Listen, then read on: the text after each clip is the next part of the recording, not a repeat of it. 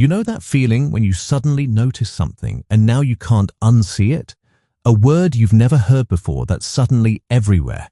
A pattern in the world that's everywhere once you spot it. A flaw in something you love. Well, buckle up, because today we're exploring what happens to your brain when you notice too much. And spoiler alert, it might be rewiring your entire perception of reality in ways you didn't expect. Let's start with something simple. Think about the color red. Just for a moment, think about red things. Red cars, red apples, red signs. Now look around your room or your environment right now. How many red things do you see? Probably more than you expected, right? This isn't magic. This is your brain doing something absolutely fascinating called the reticular activating system, or RAS. It's a small bundle of neurons sitting at the base of your brainstem, and it's one of the oldest structures in the human brain, evolutionarily speaking. It acts like a filter between your conscious and unconscious mind that decides what information actually makes it through to your awareness. Your brain is bombarded with roughly 11 million bits of information every single second, arriving through your eyes, ears, skin, and everything else. But your conscious mind can only process about 40 to 50 bits per second. That's an almost unimaginable bottleneck. Your brain is throwing away, conservatively, over 99.99% of the raw information hitting it at any given moment. So your RAS acts like a bouncer at an exclusive club, deciding what's important enough for you to notice. Evolutionarily, this system almost certainly developed to keep you alive. It's the same mechanism that lets a rustling bush suddenly seize your attention, even mid-conversation. Your ancestors who noticed the predator-shaped pattern in the grass survived. The ones whose brains treated every leaf and shadow with equal importance didn't. And here's where it gets wild. Once you tell your RAS something is important, it immediately starts finding it everywhere, using that same ancient threat detection machinery on things as mundane as a car model or a vocabulary word. But this is just the beginning of what happens when you start noticing too much. When you notice something repeatedly, your brain starts building stronger neural pathways associated with that information. This is called neuroplasticity, and it's both incredible and potentially problematic. Let me explain. Every time you notice something, you're literally rewiring your brain. The connections between neurons that fire together wire together. It's almost like your brain is getting better and better at finding this one specific thing, while simultaneously becoming worse at filtering out the noise around it. There's a famous psychology experiment that shows exactly how extreme this trade-off can get. In 1999, researchers Daniel Simons and Christopher Chabris asked people to watch a video of students passing a basketball and count the number of passes. Roughly half of the participants, so focused on counting, completely failed to notice a person in a full gorilla costume walk directly through the middle of the scene, thump their chest and walk off. Not a blurry glimpse, dead center for 9 full seconds. Their eyes physically received the light bouncing off that gorilla suit. Their RAS simply decided it wasn't relevant to the counting task and never let it reach conscious awareness. This is the flip side of noticing too much. Every time your brain gets better at finding one thing, it's making an active trade, getting worse at seeing everything else. Think about someone who becomes obsessed with a particular conspiracy theory. At first, they notice one piece of evidence, then another, then another. Their RAS gets calibrated to find supporting information everywhere, while their brain actively filters out contradicting evidence. They're not necessarily stupid or gullible. Their brain is just doing what brains do. It's noticing what it's been primed to notice. This phenomenon has a name. It's called the Baader-Meinhof effect, or frequency illusion, and it has a surprisingly mundane origin story. In 1994, a reader of the St. Paul Pioneer Press wrote in describing something odd. He'd mentioned the German militant group Baader-Meinhof in conversation for the first time in years, and then heard the name again from someone else the very next day.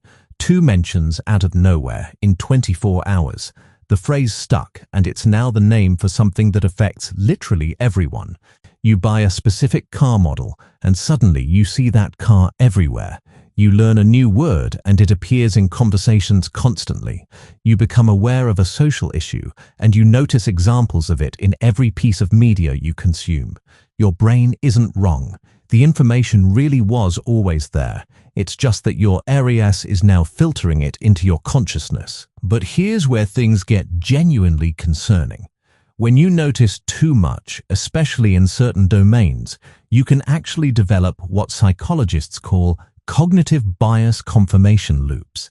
This builds on something researchers have studied since the 1960s, when psychologist Peter Wason ran experiments showing that people overwhelmingly seek out information that confirms what they already believe and largely ignore information that would disprove it, even when disproving it would be the more logical move. Your brain finds evidence for what it's already looking for, which reinforces the belief, which makes you look for more evidence, which finds more confirmation. It's a self-perpetuating cycle that can make false beliefs feel intensely real. Consider someone who becomes convinced they have a rare illness. They start noticing every ache, every twinge, every symptom they normally ignore. Their RAS is now hyperactive to anything health-related. They see a statistic about their supposed illness and their brain highlights it. They feel a random pain and their brain connects it to their illness. Researchers actually have a name for the modern, internet-accelerated version of this, cyberchondria, where searching symptoms online doesn't reassure people. It feeds their RAS a constant stream of new things to notice and worry about. They're not making it up. They're experiencing genuine suffering because they're noticing too much of the wrong things. And it's not just psychological. When you notice too much, your stress hormones spike. Your body goes into a hypervigilant state. You're constantly scanning for the thing you're focused on. This actually degrades your overall cognitive function. Studies show that people experiencing high levels of pattern recognition and hypervigilance show decreased performance on other cognitive tasks. Your brain is literally overloaded, spending its limited attention budget on one recurring pattern instead of distributing it across everything else that needs handling. There's a modern twist on all of this that's worth sitting with. Your AAS didn't evolve for the environment you actually live in now. Social media algorithms are, functionally, machines built to hijack it. Every time you pause half a second longer on one type of post, the algorithm registers it as important and shows you more of it, training your RAS the exact same way a real predator or a real pattern would, except now it's optimized by a company to maximize how long you keep noticing. Doom scrolling isn't really a willpower failure, it's the frequency illusion, industrialized and pointed at your attention on purpose. There's also something fascinating happening at a social level. When you notice too much about a topic, you tend to filter your entire social experience through that lens. Someone who becomes aware of environmental destruction will start noticing unsustainable practices everywhere. Someone who learns about privilege will start seeing evidence of inequality constantly. Their perception of the world has genuinely shifted. Other people think they're overreacting or being annoying, but from their perspective, the evidence is overwhelming because their brain is literally showing them an overwhelming amount of evidence. This doesn't mean these observations are wrong, by the way. Sometimes noticing too much is necessary. Sometimes you need to see patterns that others are missing. Environmental destruction is real. Inequality is real. Your brain's ability to identify patterns that matter is one of humanity's greatest strengths. But there's a cost to noticing too much. The cost is that you can't unsee it. You can't return to comfortable ignorance. The more you notice, the harder the world becomes. You see the flaws in everything you love, the inconsistencies in people you respect, the problems that can't be easily solved. Some people call this waking up. Some people call it losing the ability to enjoy life. Both descriptions are accurate, and there's something else that happens when you notice too much. Your ability to focus on what matters actually decreases. This sounds counterintuitive, but it's true. When you're noticing everything, you're effectively noticing nothing with real depth. Your attention is spread thin across 1,000 patterns and observations. You become a person who knows a little about a lot of things, rather than someone who knows a lot about something that matters. Remember the gorilla experiment. The people counting passes and the people who spotted the gorilla were, quite literally, using the same eyes to look at the same video and walking away with completely different realities. That's what a fully saturated RAS does to your everyday life, just spread across months and years instead of 9 seconds. So what do you actually do about this? How do you manage the reality that your brain is constantly filtering and finding patterns, often without your consent? First, you have to become aware that you're doing it. You have to recognize that your perception of reality is not objective. It's filtered through your RAS, which has been calibrated by your experiences, your beliefs, and your attention. That meeting someone asks why you're so obsessed with something you just discovered, they're right to question it. You probably are obsessed. Your brain has been configured to find it everywhere. Second, you have to actively practice exposure to alternative information. This is hard. Your brain doesn't want to. Your brain wants to find confirming evidence. But if you intentionally consume information that contradicts your current focus, you can keep your RAS from becoming too narrow. Third, you need to develop what researchers call meta-awareness. That's just a fancy way of saying you need to notice that you're noticing.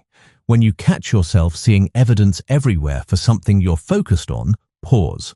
Ask yourself, would I have noticed this before I became aware of it? Is my brain finding genuine patterns, or is it finding what it's been trained to find? Is something outside my own head, an algorithm, a headline, a conversation, the reason I started noticing this in the first place?